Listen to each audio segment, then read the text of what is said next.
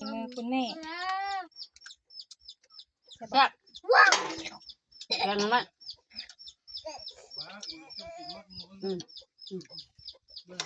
เอาบัวให้ค่อยเลยอุ้ย แซ่บ ไม่มี มากเด้อ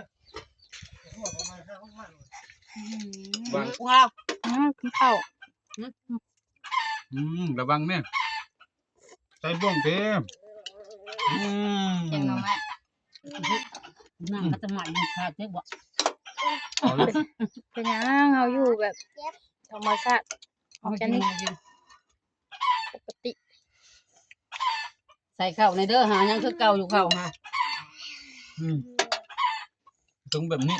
มื้อนั้นล่ะน้ำจงลงอยู่ อันน้องไม้อันตัวบ่แม่นน้ำยันนางถุงอ่ะบ่เป็นเนาะเพราะถ้าเอามาย่องเองมันหอมกว่านะเอาปนน้ำหลายหรือเนาะ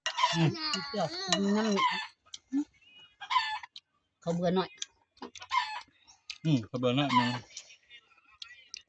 โฟกัสยากจริง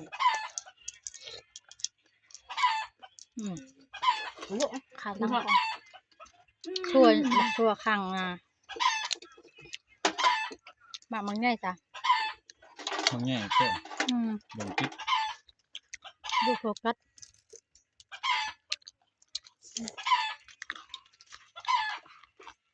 กินเลยเอา ตะ ค่ะ กัน แบบ ตะกันมากขนาด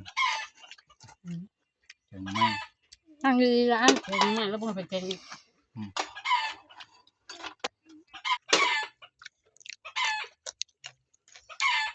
แซ่บอะสองค แซ่บ น ยังไงล่ะ แซ่บบ่เละ แซ่บ โอ้จานหลายอันเนาะตีนก็จะไปสองทิศคนนั้นเราบ่มากินเนาะ มันสิ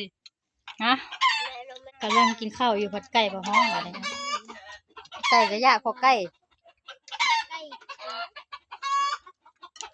ออกลูกสิ มันจะบ่ตัวใดออกลูก ต้น เมียมันไข่ มันคุยกันแล้วเนาะ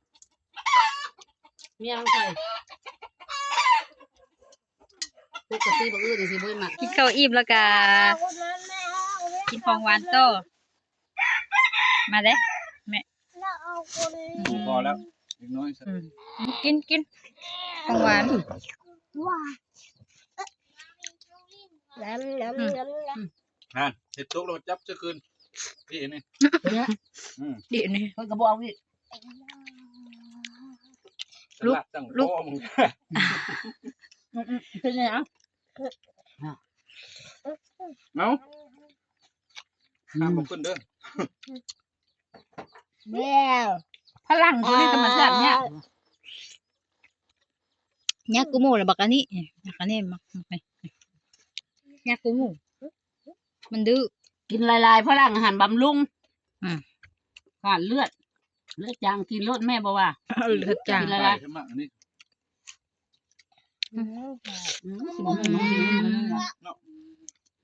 หวานอยู่ แอบสิกินมังนี่ก่อน แม่น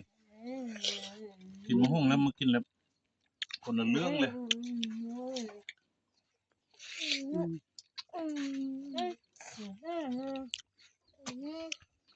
ต้องมาอันนะ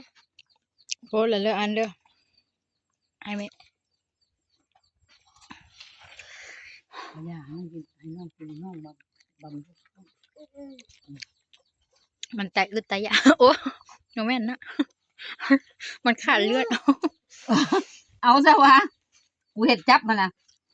แม่เห็ดจับเฮ้อซะเสือข้างใส่พูด อันนี้อุ้ยกินนะเด้อ ว้าว สิสวบแต่ผู้เดียวเลยเด้ออุ๊บใส่ไข่หัวสาวย าวคนลาดดิ ไข่หัวสาว แดงจิ้วบึกอยู่ บ่อยากถ่าย เลือดออกเป็นก้อนเลยห้ามึง ใช่ เฉพาะมันจังกระตากเมื่อกี้นี่เนาะไข่ไก่ของตัวนี้ ไข่ของแม่นี่ ยืนงงอยู่ ไข่ผู้นั่นไข่ตัวนี้มันกระตากเมื่อกี้นี่มันไข่มันเล็กบ่อยากถ่ายแซ่บบ่เลย จักเดียวพอเจ้ากินแม่บ่เว้าหยังเฮ็ดกินหั่น ใช่ลูกต้องยูทูบเด้อ เอาเลยอันปิดคลิปเลยอันบ๊ายบาย ได้กับพวกมือแล้ว ปั่นแล้วปั่นมันแบตมันระเบิดมึงเล่นอยู่ นี่คือเจ้าของซ่องผู้เก่า เจ้าของซ่อง พวกมันไม่รู้จะผมจะคน